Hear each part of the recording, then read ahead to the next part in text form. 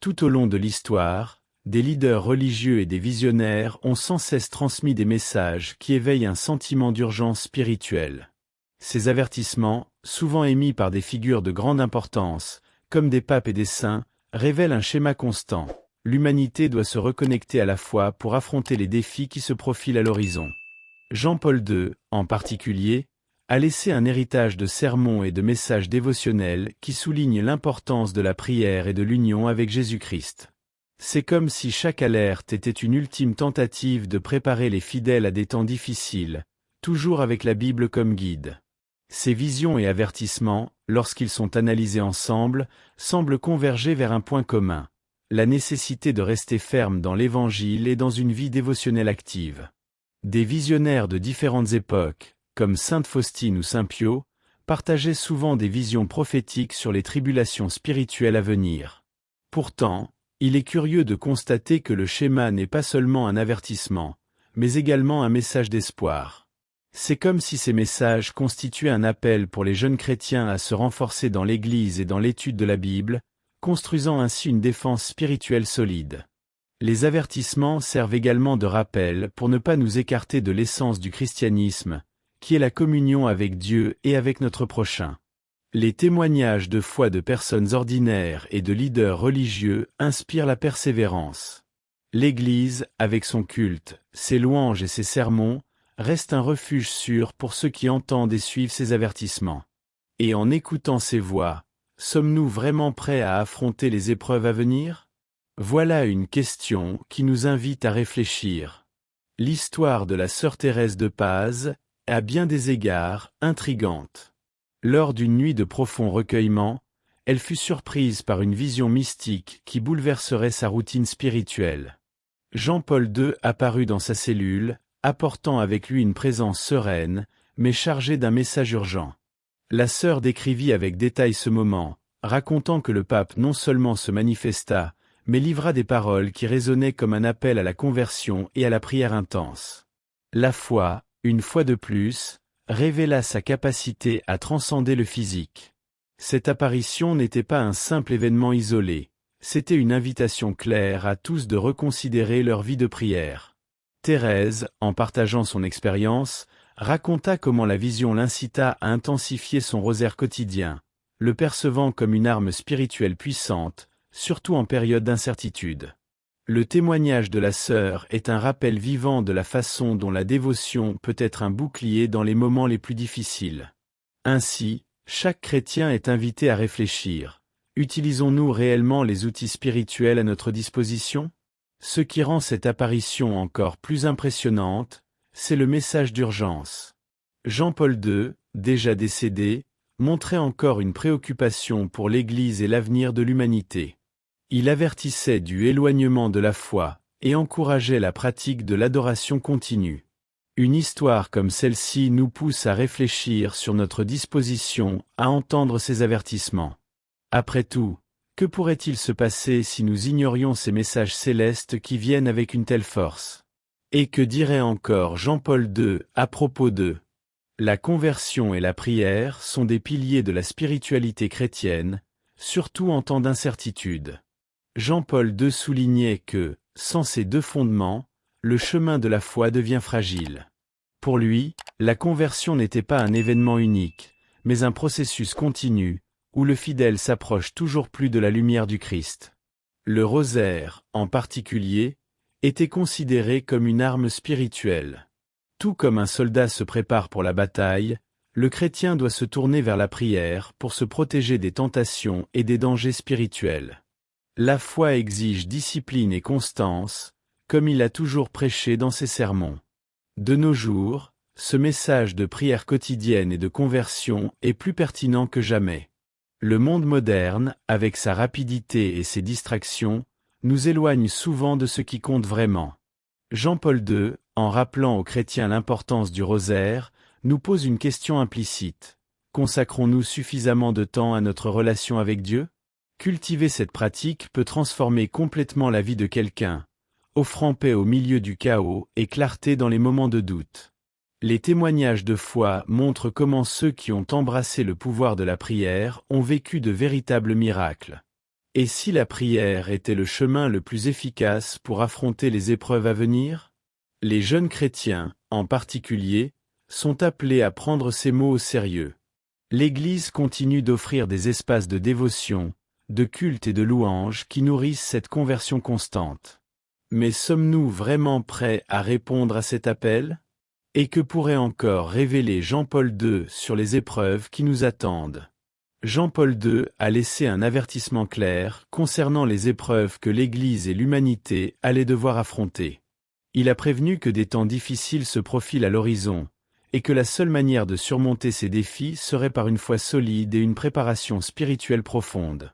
La préoccupation du pape ne portait pas seulement sur les difficultés extérieures, telles que les conflits ou les crises, mais aussi sur la fragilité intérieure de ceux qui pourraient s'éloigner du chemin. La véritable force, disait-il, émanerait d'un cœur préparé, nourri par la prière et guidé par l'Évangile. Aujourd'hui, il est évident que beaucoup de ces défis sont déjà présents. L'Église fait face à une division interne croissante, et la société, dans son ensemble, s'éloigne de plus en plus des valeurs chrétiennes. Jean-Paul II savait que les fidèles auraient besoin d'une base spirituelle solide pour ne pas se perdre au milieu de ces turbulences. La prière, la louange et l'adoration doivent devenir des routines inébranlables dans la vie des chrétiens, en particulier des jeunes, qui sont en première ligne de ces combats spirituels. Il a appelé chacun d'eux à prendre leur vie dévotionnelle au sérieux. Cependant, cet appel va au-delà d'une simple exhortation à prier, c'est une invitation à la vigilance. Le pape nous a encouragés à rester attentifs aux signes qui nous entourent et à nous préparer aux tribulations qui pourraient encore venir. Pour cela, nous devons renforcer notre foi, étudier la Bible et maintenir notre engagement envers le Christ. Et vous, seriez-vous prêt à affronter les épreuves qui approchent? Que nous réserve l'avenir, notamment pour des lieux de grande valeur spirituelle comme l'Italie? Jean-Paul II a toujours souligné le rôle spirituel de l'Italie, en particulier en tant que cœur de l'Église catholique. Il mentionnait souvent que ce pays, symbole de foi pour le monde, serait confronté à de grandes épreuves. Le pontife croyait que l'Italie continuerait à être un bastion de résistance et de persévérance dans la foi, même au milieu des difficultés à venir. À l'instar du Colisée, qui a défié le temps et les adversités, la foi italienne devrait aussi se montrer inébranlable. Mais il ne se contentait pas de regarder vers l'Italie, il voyait également la Pologne, sa terre natale, comme une lumière spirituelle. Jean-Paul II, avec sa vision unique, percevait le rôle spécial que sa patrie aurait dans le maintien de la foi en des temps d'obscurité. Il exhortait tant les Italiens que les Polonais à garder leur dévotion à Jésus-Christ, rappelant qu'à travers la prière et l'étude de la Bible, ils pourraient influencer positivement le monde. Cette persévérance était essentielle pour affronter les tempêtes spirituelles qui s'annonçaient. Ces enseignements nous poussent à réfléchir. L'avenir de l'Italie, tout comme celui de la Pologne, est-il réellement destiné à mener la renaissance spirituelle de l'Église? Jean-Paul II croyait qu'indépendamment des défis, les fidèles qui resteraient fermes dans leur foi seraient récompensés. Mais cette promesse de salut nécessite un effort constant de louange et de dévotion. Le message de Jean-Paul II, au milieu des temps troublés, apportait toujours une promesse d'espoir. Il soulignait que pour ceux qui maintenaient leur foi ferme et leur prière constante, il y aurait la sauvegarde. Il ne s'agissait pas seulement d'un salut physique, mais d'un salut spirituel, une protection pour l'âme. Les fidèles qui persévéreraient, même face aux plus grandes épreuves, trouveraient refuge dans les promesses du Christ. Pour lui, il était essentiel que le chrétien ne se décourage pas, peu importe le chaos environnant. Il indiquait également que la confusion et la division au sein de l'Église ne marqueraient pas la fin du parcours chrétien. Au contraire, ces moments seraient des occasions pour les fidèles de briller par leur dévotion. La pratique régulière de la prière, la participation au culte et la recherche constante de l'Évangile sont sans aucun doute des moyens de protéger l'esprit contre les incertitudes de l'avenir. Jean-Paul II était convaincu que ceux qui garderaient leur cœur en Dieu surmonteraient même les pires défis. Dans des temps comme ceux que nous vivons, où le matérialisme et l'incrédulité semblent dominer le paysage, le message d'espoir est plus important que jamais. La persévérance dans la foi et l'adoration continue de Dieu sont le chemin vers le salut promis. Après tout, si le pape lui-même a insisté sur le fait que prier et faire confiance à la parole de Dieu serait la clé pour affronter les difficultés, quelle excuse avons-nous pour ne pas suivre cette voie? Jean-Paul II abordait fréquemment l'importance de préserver l'héritage chrétien, fondamental pour la continuité de la foi à travers les générations. Il croyait qu'en vivant selon les commandements de Dieu, les fidèles pouvaient non seulement être héritiers, mais aussi transmetteurs de cet héritage. À ses yeux, protéger la spiritualité chrétienne est une tâche sacrée qui implique tous les membres de l'Église. Cet appel à l'action est, en effet, une responsabilité collective que chaque chrétien doit embrasser. Le pape a toujours souligné que faire confiance au pardon et à la miséricorde de Dieu est essentiel pour la vie chrétienne. Chaque témoignage de foi, chaque acte d'adoration, contribue à renforcer cet héritage. L'héritage que nous recevons n'est pas seulement un ensemble de traditions, mais un véritable appel à la vie en communauté. Pratiquer le louange et l'adoration ensemble nous unit et renforce l'Église, nous permettant d'avancer ensemble vers une spiritualité plus profonde. Ainsi, le message de Jean-Paul II continue de résonner dans nos jours. La question qui demeure est: faisons-nous vraiment notre part pour préserver et transmettre cet héritage?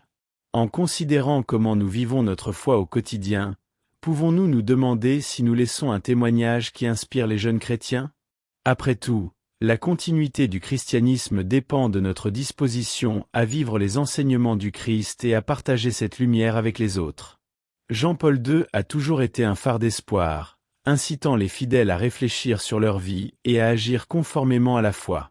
Il croyait que l'auto-évaluation spirituelle est cruciale pour que chaque chrétien reconnaisse ses faiblesses et ses forces. Cette pratique de réflexion n'est pas seulement un exercice individuel, mais un appel à l'action collective, où chacun doit s'unir pour vivre la véritable essence du christianisme. Pour lui, il ne suffit pas de croire, il est nécessaire d'agir, en démontrant l'amour du Christ dans nos vies. L'idée d'unité entre les chrétiens était l'un des piliers de son message. En des temps de division et de confusion, le pape encourageait à établir des liens solides, favorisant le dialogue et l'empathie. Ainsi, l'Église deviendrait un espace sûr, où chacun peut chercher la foi et l'espoir, indépendamment de ses difficultés. Il nous rappelait que le culte et l'adoration en communauté sont fondamentaux pour renforcer cette union, offrant un environnement propice à la foi et à la spiritualité. En considérant ces réflexions, la question qui se pose est: comment pouvons-nous, individuellement, contribuer à cette unité? Que ce soit par des actes de bonté, une participation active aux célébrations ou simplement en écoutant et en soutenant les autres, nous avons d'innombrables opportunités d'agir. En suivant les conseils laissés par Jean-Paul II, nous pouvons transformer nos vies et celles de notre communauté, cherchant toujours à renforcer la foi et à vivre en harmonie. La pratique spirituelle, en particulier la prière, émerge comme un refuge essentiel pour ceux qui cherchent un équilibre émotionnel au milieu des exigences du quotidien. Dans un monde rempli de stress et d'incertitude, la spiritualité devient un bastion de force. Les jeunes chrétiens, en se connectant à leur foi, trouvent dans la prière un espace sûr pour exprimer leurs préoccupations, leurs peurs et leurs espoirs. Cette connexion non seulement procure la paix intérieure, mais crée également un sens plus grand de but, essentiel pour faire face aux défis quotidiens. La méditation et la réflexion dévotionnelle peuvent servir d'outils puissants pour maintenir la stabilité émotionnelle. Par exemple, réserver quelques minutes par jour pour lire des passages bibliques et contempler peut aider à centrer l'esprit et le cœur.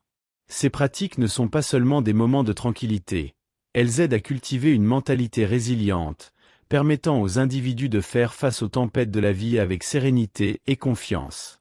La prière, en particulier, agit comme une conversation intime avec Dieu, où les fidèles peuvent chercher orientation et force en temps de difficulté.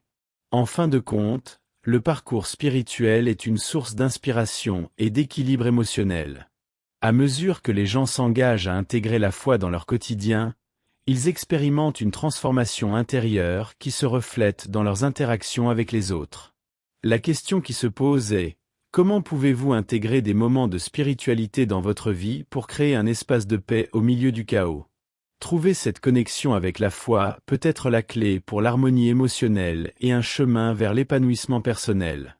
L'éthique professionnelle est un domaine où la foi et les valeurs chrétiennes peuvent jouer un rôle fondamental. Lorsque les individus se basent sur des principes religieux pour guider leurs décisions, l'intégrité et l'honnêteté deviennent des piliers de leurs actions dans le milieu de travail. Les jeunes chrétiens, en particulier, ont l'opportunité de vivre leur foi de manière concrète, montrant que l'éthique n'est pas seulement un ensemble de règles, mais une façon de refléter l'amour de Jésus-Christ dans leurs interactions quotidiennes. Cette approche favorise un environnement de travail plus sain et collaboratif. Par exemple, l'application des valeurs chrétiennes, telles que la justice et la compassion, peut transformer la dynamique d'une équipe. Un leader qui adopte une posture éthique, fondée sur la foi, inspire souvent ses collaborateurs à agir de la même manière. La transparence dans les communications et la reconnaissance de la valeur de chaque individu sont des pratiques qui promeuvent un environnement de travail positif et éthique. De plus, en temps de crise, rester fidèle à ses principes religieux peut aider à prendre des décisions qui, bien que difficiles, sont moralement correctes. Ainsi, l'éthique professionnelle fondée sur des principes religieux ne bénéficie pas seulement aux individus, mais contribue également à renforcer la culture organisationnelle. En cultivant un environnement de travail qui valorise la foi et l'éthique, les professionnels non seulement s'épanouissent dans leur carrière, mais deviennent également des agents de changement au sein de leur communauté. La question qui demeure est: comment pouvez-vous aligner votre pratique professionnelle avec vos valeurs spirituelles pour faire la différence autour de vous? Cette intégration pourrait être la clé d'une vie professionnelle plus significative et gratifiante. Les histoires de personnes ayant réussi à allier foi et carrière sont de véritables témoignages qu'il est possible de vivre la spiritualité dans tous les aspects de la vie. Un exemple remarquable est celui d'un entrepreneur chrétien qui a décidé de fonder son entreprise sur des principes éthiques et sur la promotion du bien-être de la communauté. Il a créé une entreprise qui non seulement génère des profits, mais soutient également des initiatives locales, montrant que la foi peut être une force motrice dans sa vie professionnelle.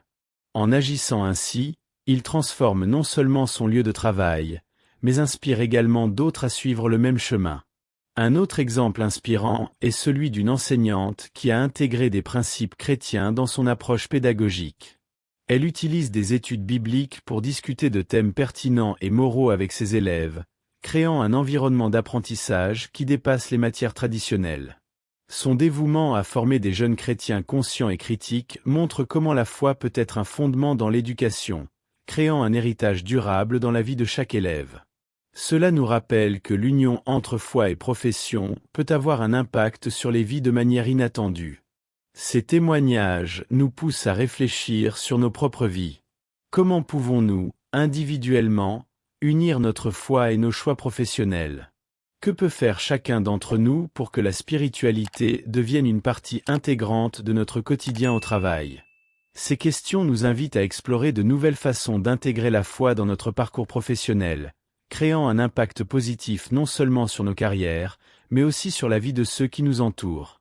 Les communautés de foi sont de véritables piliers dans la vie spirituelle de nombreux individus.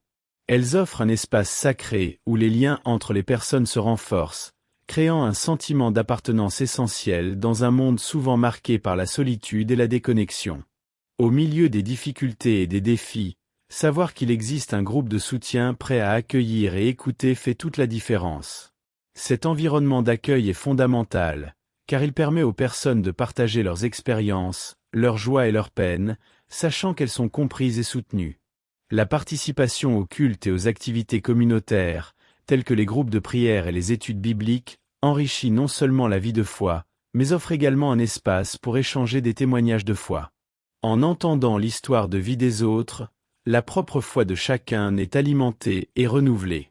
Les gens s'inspirent mutuellement, et cet échange d'expériences crée un réseau de soutien émotionnel et spirituel. Le culte, par exemple, est plus qu'un moment d'adoration, c'est une occasion de renouvellement et d'encouragement, où la prière collective peut apporter guérison et libération.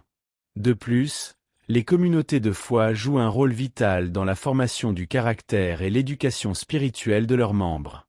En participant à des activités communautaires, comme des actions sociales, les individus sont encouragés à mettre en pratique les enseignements de l'Évangile par des actions concrètes.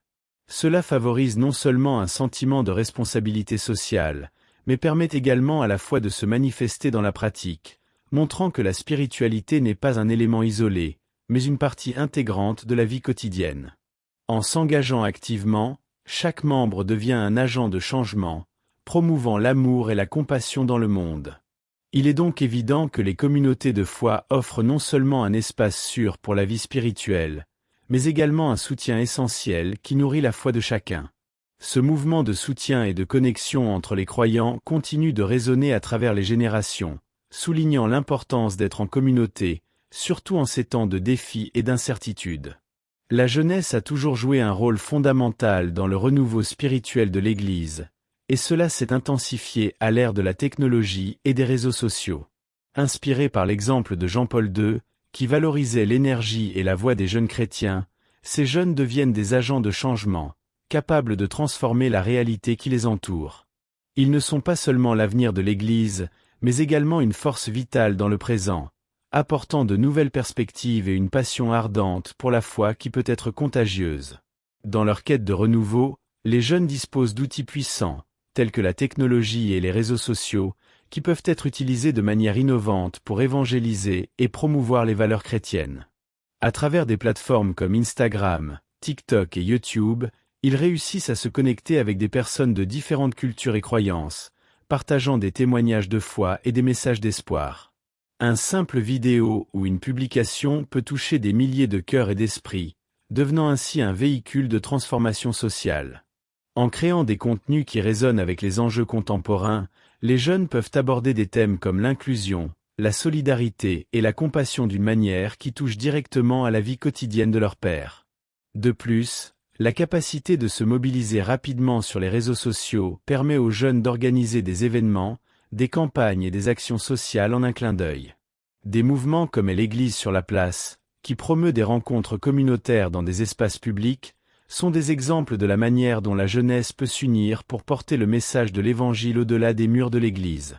Ces rencontres renforcent non seulement les liens entre les jeunes, mais attirent également de nouveaux membres, créant une atmosphère vibrante de culte et de communion.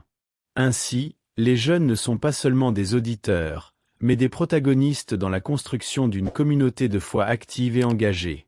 En résumé, les jeunes sont essentiels au renouveau spirituel, apportant avec eux un souffle nouveau et une vitalité qui propulse l'Église vers un avenir plus prometteur. En utilisant la technologie comme allié, ils ont l'opportunité de faire de l'évangélisation une expérience dynamique et accessible, capable d'inspirer d'autres générations à embrasser la foi et à vivre les valeurs chrétiennes de manière authentique et passionnée. Le défi est grand, mais la récompense l'est encore plus, car la force de la jeunesse a le pouvoir de transformer non seulement l'Église, mais aussi toute la société. La spiritualité dans la vie quotidienne est un parcours que beaucoup cherchent à emprunter, et la pratique de la foi peut s'entrelacer avec les activités quotidiennes de manière profonde et significative. Incorporer la spiritualité dans le quotidien ne nécessite pas de grands gestes ou de changements radicaux.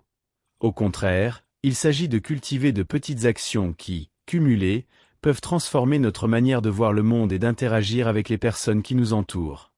Un des piliers de cette intégration est la pratique de la gratitude. Dans le tourbillon de la vie quotidienne, nous oublions souvent de reconnaître et de valoriser les bénédictions qui nous entourent. Réserver un moment, que ce soit au réveil ou au coucher, pour réfléchir à ce pourquoi nous sommes reconnaissants peut être une pratique puissante. Cela change non seulement notre perspective, mais nous connecte également à un état d'esprit plus positif et accueillant. La gratitude est une forme de prière qui nous rappelle la présence divine dans nos vies, même dans les situations les plus difficiles. La recherche de la paix intérieure, en particulier en période de stress, est un autre aspect fondamental de la spiritualité quotidienne. La vie moderne est pleine de pression et de responsabilités, mais trouver des espaces pour respirer et se reconnecter à soi-même est essentiel.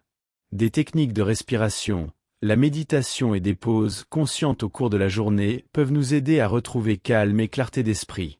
Par exemple, durant une pause au travail, pratiquer quelques minutes de méditation peut apporter un soulagement significatif, nous permettant de retourner à nos tâches avec un esprit renouvelé et centré. Prendre du temps pour la prière et la méditation est également crucial pour nourrir la spiritualité au milieu des obligations quotidiennes. Créer une routine qui inclut des moments pour se connecter au sacré peut être aussi simple que de réserver un temps le matin pour une prière silencieuse ou une lecture spirituelle. Ces pratiques agissent comme des ancres, nous permettant de trouver force et direction au milieu du chaos. Même si le temps est limité, ces courtes pauses peuvent avoir un impact profond sur notre santé mentale et spirituelle. De plus, la spiritualité peut se manifester dans les petites décisions que nous prenons chaque jour. Que ce soit dans la façon dont nous traitons les autres ou dans la manière dont nous gérons notre temps et nos ressources, chaque choix est une occasion de vivre notre foi de manière authentique. En agissant avec amour, compassion et intégrité, nous exprimons en réalité l'essence de notre spiritualité. En résumé, la spiritualité dans la vie quotidienne est une invitation à vivre de manière consciente et intentionnelle. En intégrant la pratique de la foi dans nos routines journalières, nous cultivons un espace où la spiritualité devient une partie intégrante de qui nous sommes.